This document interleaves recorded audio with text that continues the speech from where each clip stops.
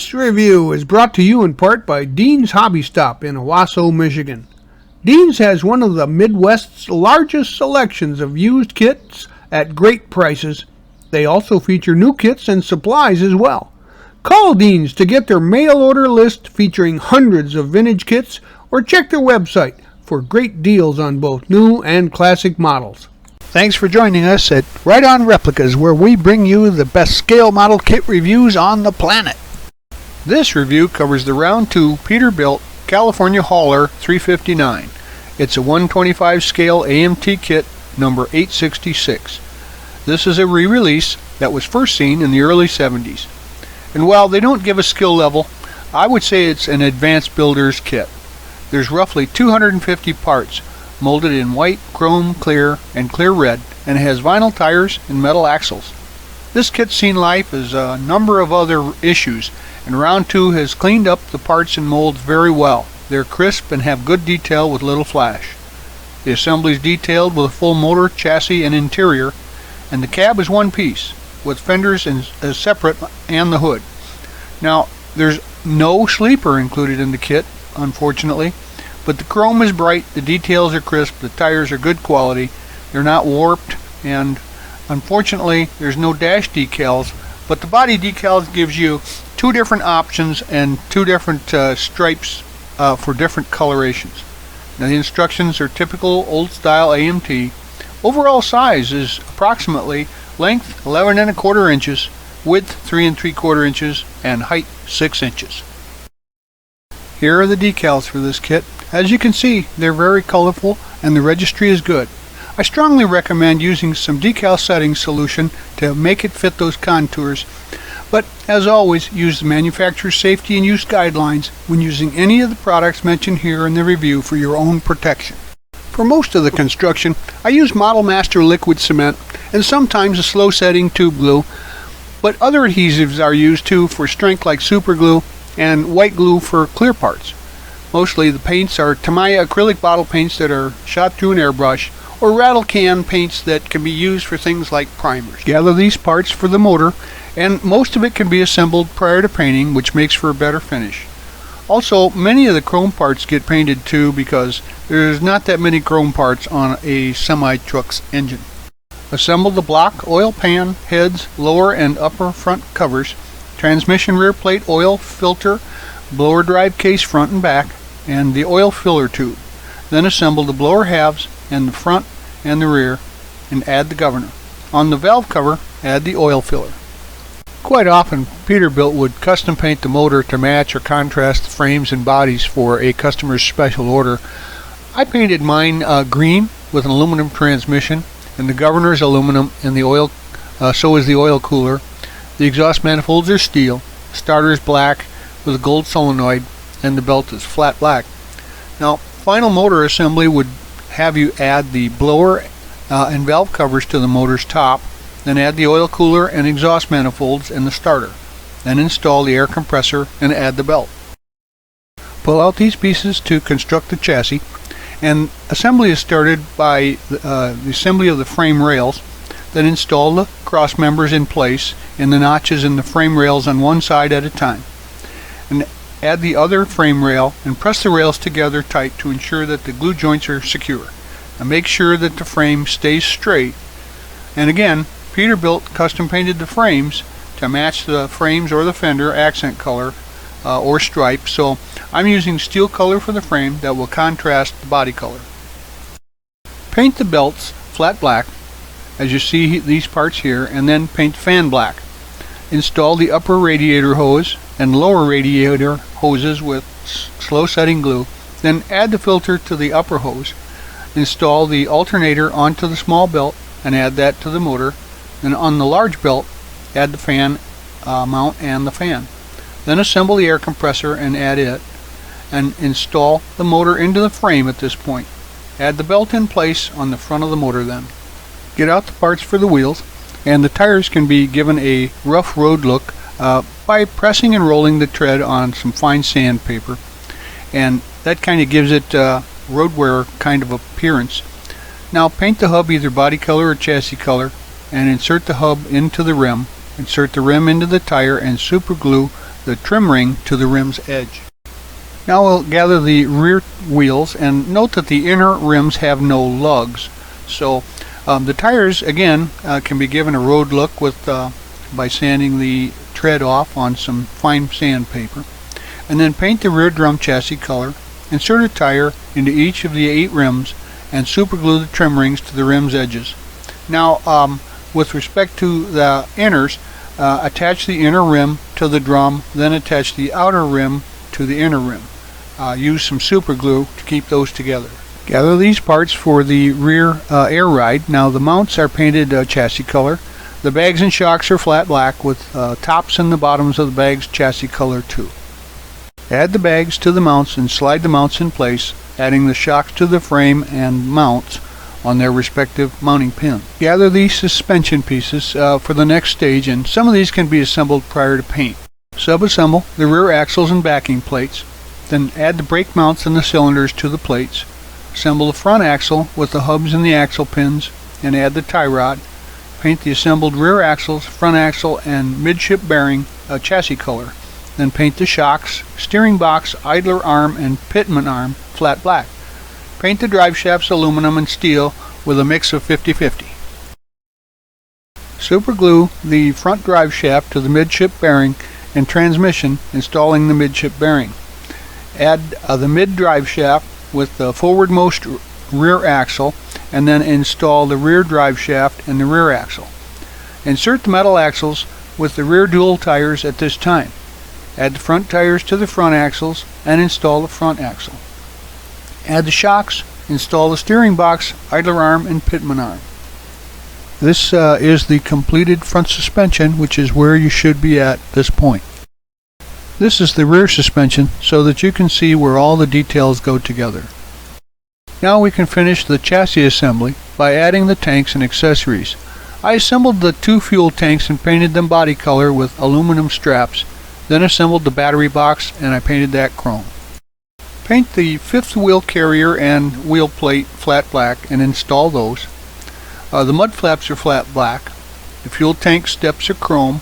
Assemble the air tanks and install those on the frame. Assemble the tail lights and install that. Then add the deck plates and the pogo stick and add the reserve tank. Install the battery box. Assemble and install the 5th wheel. Install the mud flaps, and then add the fuel tanks with the steps on the passenger side. Now your rolling chassis is completed, and you can set that aside to begin work on the interior. We'll start the interior by assembling the driver's seat base. On the base, add the front bar and the back bar, then the side supports. This is flat black. Add the passenger seat to the base, add the heater cord to the inner firewall, and add the filler brace to the upper open area on the passenger side interior tub. The dash and the wheel are painted interior color with a flat black column, and the wheel has aluminum spokes. I used a flat tan color to contrast the exterior. I painted the interior walls and seats flat tan. The floor, firewall inside and outside off of the tub are flat black, and the pedals and the shift knob and boot are black. The outside firewall is body color with the wires highlighted black or silver, and on the door panels highlight the window cranks and trim them in silver. Assemble the seats and add the seats to the tub. Install the pedals and the shifter, and then add the firewall. Now you'll notice in the photo you'll see the steering column and the wheel. I installed those early to make it easier to install the dash.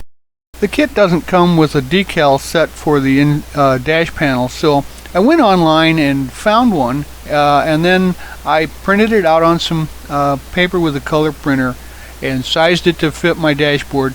Then I scraped all the places the smooth that need the decals to represent those gauges and applied it to the dashboard.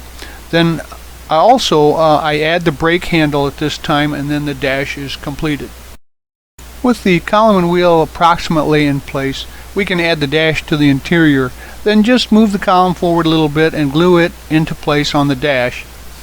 Then assemble the interior onto the frame and add the steering linkage from the column to the steering box below. See the red arrow? Now we'll get these parts out to start building the body assembly.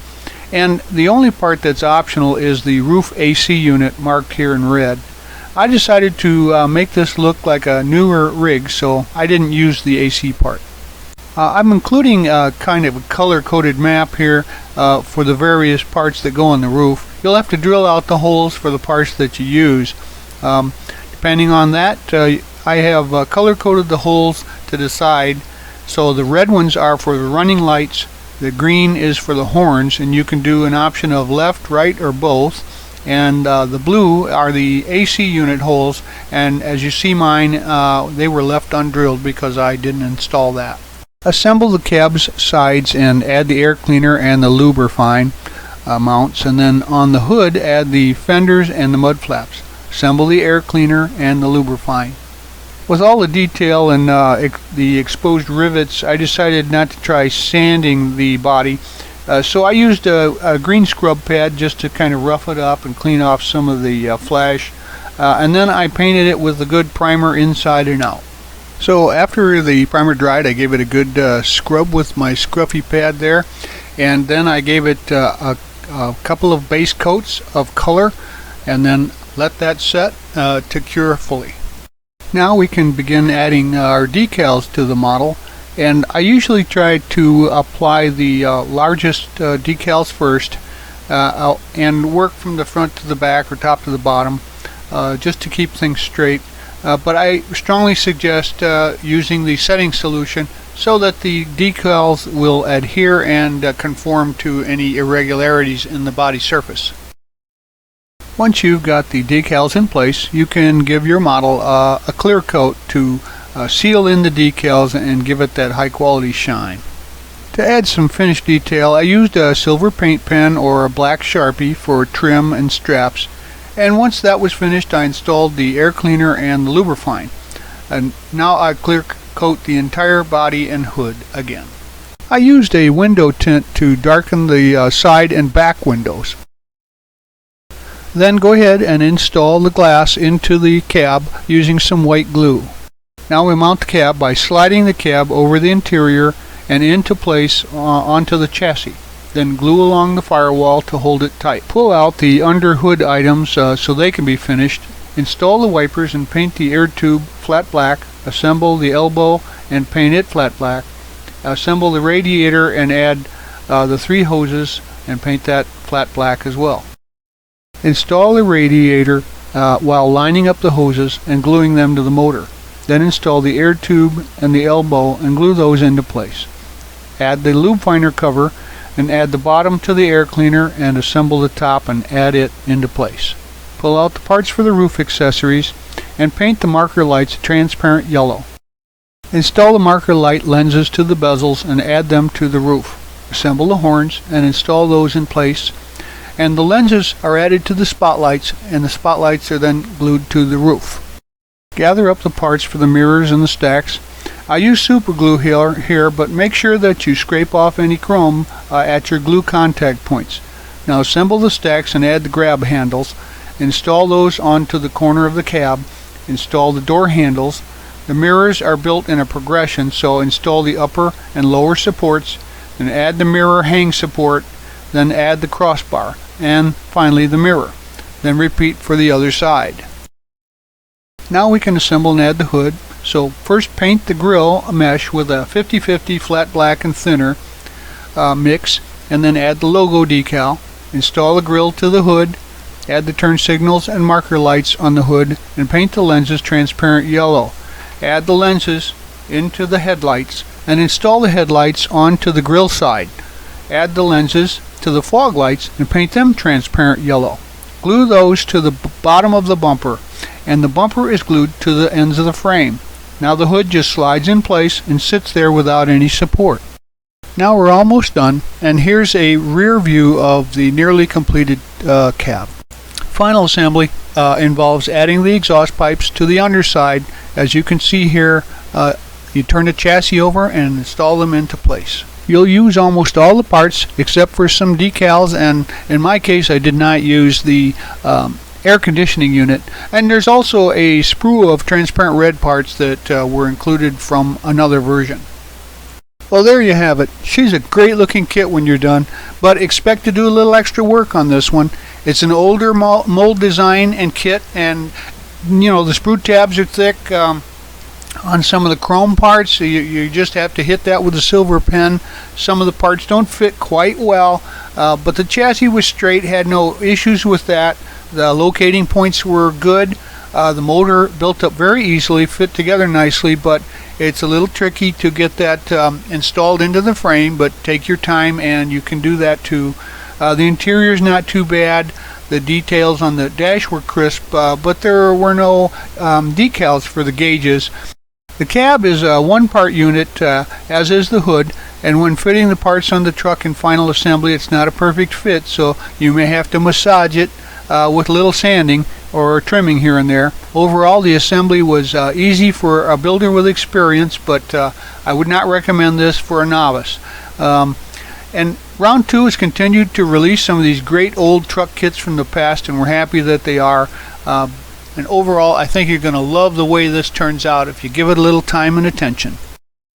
We hope you like this premium quality step-by-step review, and so that you don't miss any more, please subscribe to our YouTube channel.